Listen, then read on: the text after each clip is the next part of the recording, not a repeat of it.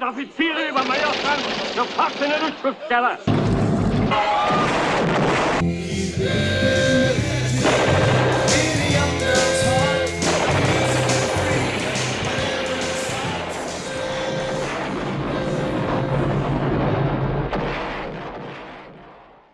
The sort of extreme preppers that you sometimes see on TV, people building bunkers in their backyards when they don't even own the place, they just rent it, or carrying around 500,000 calories with them at all times just in case.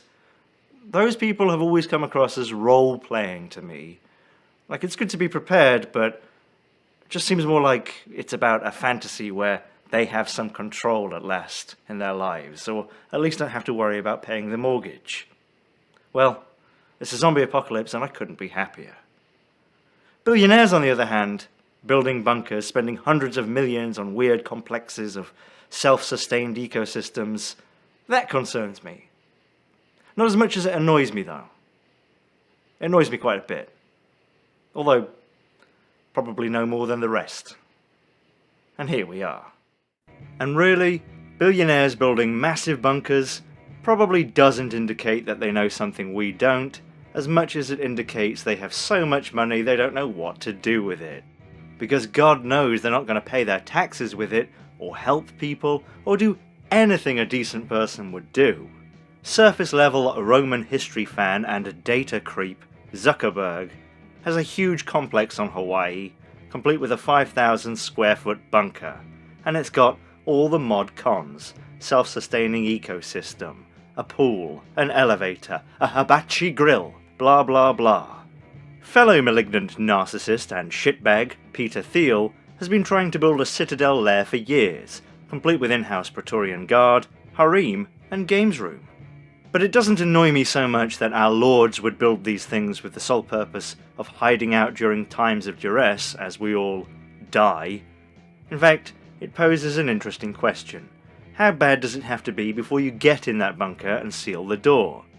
Obviously, if there's a nuclear war, go in the bunker. But that's not what's going to happen. In the next decade, we're going to have to confront the limits of growth, and society is going to struggle just as much psychologically as anything else. Do you go into the bunker when the S&P collapses? Do you go into the bunker when there's mass homelessness? Do you go into the bunker when the rioters take control of New York, or when the rioters take control of the eastern seaboard? Do you go into the bunker when Texas secedes? Do you go into the bunker when Texas hasn't had electricity for 100 days? If they're expecting anything, it's specifically a breakdown in the rule of law stemming from whatever, but like I say, probably reality. More likely a rapid but not immediate social decay over the next decade rather than a definitive sole event. But if things do go like that, what good is a bunker? That's what annoys me, right? Not that they would build these bunkers just to preserve themselves and all their shit, and fuck you, the rest of the world. No, I would completely expect that from the sort of psychopaths who become billionaires. What annoys me is, alright, I'm not as smart as you, Mr. Billionaire, maybe, but do you not think I can get in a bunker? I can get in a bunker, and I want to get in a bunker. Your bunker. Because you're in it. Bunkers that you live in are for bomb blasts and radiation. Even the super-secret one under Buckingham Palace, where the British elite keep all their old taxidermy and Polaroids of Princess Anne, isn't meant to be lived in long term. The bombs go off, the radiation kills many of the peasants, and you go back up to the surface to rule over the shattered remains with an iron fist. So these billionaire bunkers might be useful in such an event, but not after, and not really during a period of anarchy, or regression. Let's say it's so bad that shit does indeed hit the fan, and they all retreat to their strongholds. Well, by the logic at least of the sales material, their topside corporate soldiers are going to be wiped out. Good. They'll be engaged on the attacker's terms always, and if the attacker is the United States Armed Forces, they won't be using their helicopters like this, you goddamn fantasists. It falls into the same bogus logic as the worst examples of doomsday preppers, arrogantly thinking you're smarter than others.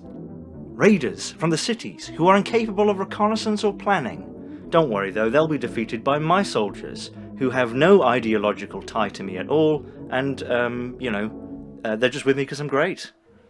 If you are defending, the best case scenario is running with your pitiful life, because people attacking will come back, and you can't move your shitty little bunker. You are at a complete disadvantage. All the money they put into these things, and they're just LARPs as well. Because let's say there is anarchy, right? The communication system is down, the rule of law has gone, there's no currency anymore, and I'm walking around in what's basically Mad Max but without the radiation, with a wicked hairdo and a couple of good chumps.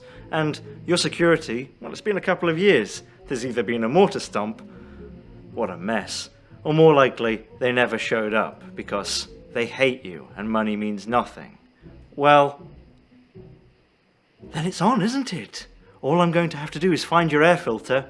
It'll be somewhere close. And you can't disguise it that well. Especially not, like, did you think I wasn't going to look around the property or something? Air filter, get the rebar that I found in Elon's head, poke the air filter through.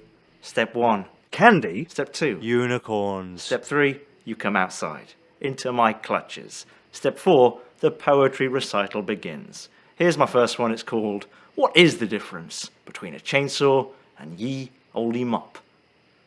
Step 5, boring. Let's put on a play. Don't worry, I know all of the words to Predator, a play by me, Georg Schmidt, original.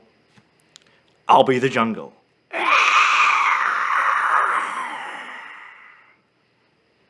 Something to do with meat.